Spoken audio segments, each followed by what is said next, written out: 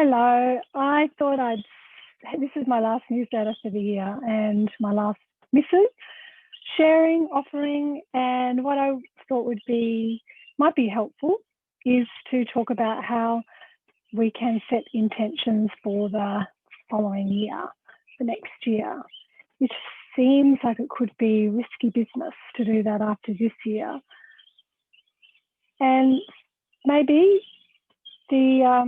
the outcomes won't be as we planned, but there is a lot of power when we start to tune into what it is we actually want, what we desire to have happen in the following year, and what do we need to be able to make that happen. I don't know if you can hear actually. I'm sitting out on my veranda. It's Australian summer in the subtropics, and we're getting rain probably tomorrow, and all of the black cockatoos are going absolutely nuts. So they're squawking and carrying on in the background, which because of my AirPod Pros, you may not even notice, but I digress. So there's a little way that I do this, and I just wanted to share this with you. And the first thing is when you start to think about setting your intentions for the year, to create it in a conscious way. So for me, I light a candle and sit somewhere intentionally, and to sort of invoke the space and the clarity, the consciousness that I'm wanting to really tune into.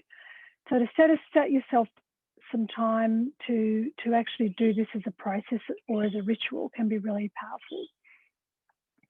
So the first part is about your vision, which those of you who know me and work with me know that won't be surprising. But I do it in three parts. So the first part is to think about what's my vision for the next 150, 200 years, so way beyond my lifetime. What is the vision that I seek to bring about in the world?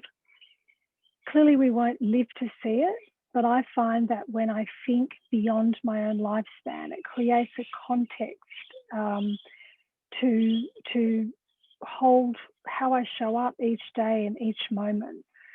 The Hunger Project is a great example of this. So its vision is to have a world with no hunger, where people's spirits are unleashed to end hunger. That may not happen in my lifetime, but it gave the Hunger Project a way that it could shape its vision through that way. So what is it for you that even if you don't get to see it through in 200 years, you obviously won't get to see it through? What is your broader vision for the world and you having been alive in it at this time? And it takes some of the pressure off. So you get to go wide into it. For me, I haven't properly crafted it, but for me, it's this helping bring about a world where we each realize that no matter what our circumstances were, what's happened to us, or what we can do or can't do, that we each realize that we are capable of more than we think we are, and that we are up to creating the change and bringing about the world that we dream, whether that's my personal world or a global world. So for me, I won't see that happen in my lifetime, and probably not even in 200 years, but for me that creates like a North Star for me to use to reflect on. So having gone wide, coming in much more specific, so looking at the next 3 to 5 years. So for me, I think about December 2025 and what have I accomplished, and be really specific about tuning into my real wants, not the things that I think, oh, I want to have da-da-da and this, that and the other, and actually what is it that just between me and my spirit do I want to accomplish? Do I want to be? Do I want to have? Do I want to feel in my life? And be in tune with that and be thinking about that and writing about that as if it's already happened. This is a really powerful manifestation aspect, is to be standing in. So for me, it's December 2025, and I'm so grateful that X, Y, and Z happened. And I feel just full of the awe that it just turned out in the way that it did, and like whatever your specifics are. So to start to get specific, and I encourage you to tune into something that you bring you alive. This isn't the time to be figuring out the hows and the whats and the wherefores of it all. It isn't like, oh, I don't think that can happen because of such and such, so I'll just do this. No, this is a chance to be really your opportunity to see it having happened.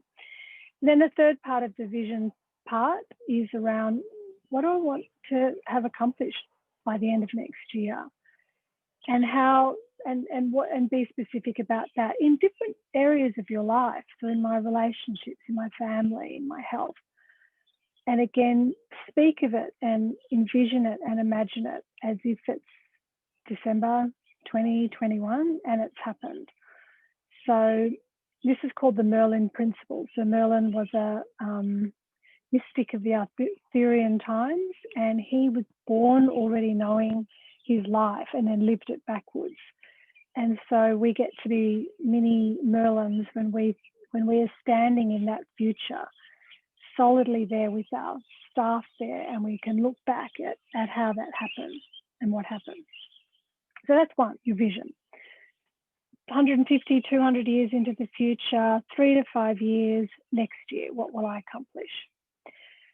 The second part, second step is start to think about what are the mindsets that I want for next year. So what are my beliefs that I know I'm going to need to start to develop,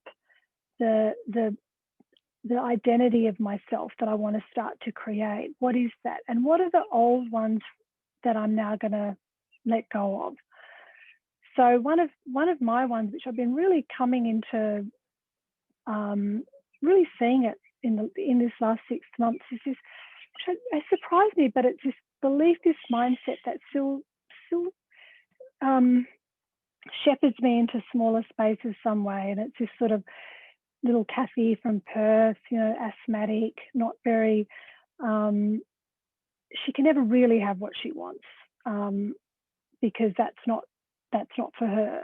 And I'm so ready to let that go, that old mindset, and actually love it, but let it go. It's not serving me now. I mean, it hasn't been hanging around that much, not too worried about me. But we've all got these glimmers of, or you may have something really like that belief that I'm just not confident enough, or I'm not this or that, or whatever it is enough, or I've tried it before, it never happened. Whatever it is that's not serving you, let's write it down and just put it to one side. And this is now the year to let the old mindsets that don't work for you, and particularly are going to block you from your vision, go to one side, and then start to ideate and create and visualize the mindsets that are going to enhance your power and your impact in the world. So that's number 2, mindsets. The third one is, what are your non-negotiables for next year? And again, the Hunger Project's a fantastic example of this. So for them, the mission was to end hunger, but it needed to be done in a way that unlocked and unleashed the human spirit. So a non-negotiable for that vision is to treat people as beneficiaries and helpless, and try and do stuff that way. That's a non-negotiable. So what are your non-negotiables? So it may be, my non-negotiable is that 2 days a week, I'm going to get up at 6 and go for a walk, or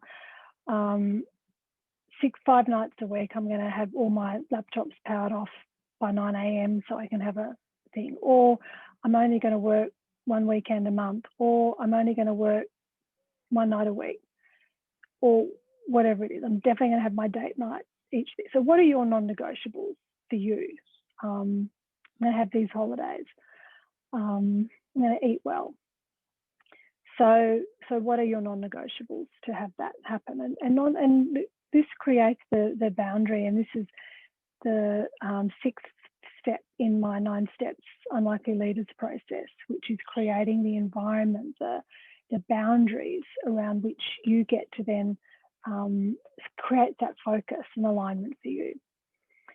And then the last one is the who part of it. And I really love Ben Hardy and Dan Sullivan's recent book, Who Not How, because we often then go straight to the how, like how am I going to do this vision and all that stuff. And obviously that needs to be worked out at some point, but really who firstly do you need in your corner to help you thrive in 2021? What books do you want to read? Are there courses you want to do? Are there TED Talks you want to listen to? Are there certain podcasts that you want to pay more attention to? Are there friends in your life that you can get new friends or support people who really are on your wavelength and can really see you and bolster you and hold you as you climb your next mountain? Are there relationships that you want to strengthen, you want to repair, or you want to move out of your life? So who is going to be supporting you to get your vision complete? So they're the four things that I've been really, and then to hold this all in a process of incredible non-attachment and grace, because we can, as we know from this year, and we know this every year, frankly, that the best laid plans of mice and men can absolutely go pear-shaped at any moment. You may find out you're pregnant next week, or something happens, not even pandemic related, and you need to then move around that, which is also why I really love the looking at 200 years, because even if our 1 year or 3 to 5 year plan is looking a bit, really buffeted by the circumstances, we can still hold true to who we want to be in the world, what we want to, the energy we want to put into it, the broader vision that we're manifesting that we may never see. We can always hold on to that. So, so, and then when you've done that, you create this incredible sense of sort of feeling of putting it out there, as I said, in this sort of non-attached way, and with incredible thankfulness and gratitude that even with everything else that's happening, obviously I don't know what's going on in your life, but that we still have a chance to choose and to consider how we want our life to be is a huge privilege. And all humans are afforded this. This is something that makes us human, that we, in spite of the difficulties and the circumstances, can still choose our response. And as I mentioned last week, that is certainly one thing that brings me to my knees in awe and thankfulness that I try to remember every day. So when you've done that, make sure that you blow out your candle and send it on its way. So that's a way of doing it. I have many different ways that I do set my intentions for the year. Many of you know that some of you know that I did a big thing around the solstice and great conjunction, using the energies that surround us here, not because of anything other than archetypically, if we can use what's around us. If you're sitting under a tree, breathe in the energy of a tree. If you're in the northern hemisphere and it's snowing, like, how can that also be